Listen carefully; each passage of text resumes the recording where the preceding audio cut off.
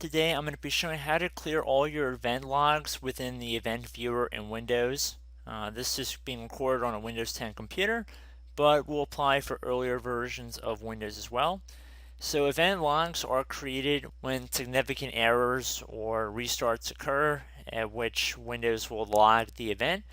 So this will be saved into an area that can be viewed by the event viewer. So in the event that you want to clear all the event logs, this tutorial is going to be for you. So the first thing we're going to do is head over to our Start button, and we're going to right click on it, and then we're going to left click on Command Prompt Admin. You have to be an administrator or have administrative privileges in order to do what we're about to do. So I'm going to click on that. If you receive a user account control window, select yes. So now I already have our command saved to desktop. So I'm going to copy and paste this, but I will have it in the description of this video as well as underneath this command prompt within the video itself. So if you want to manually type it in, you can. I'm just going to save myself some time and cut down the video length a little bit by just pasting it in.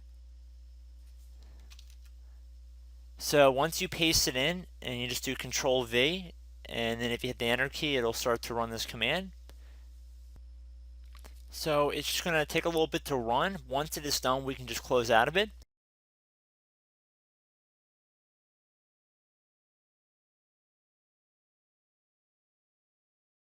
So it appears it is finished running here.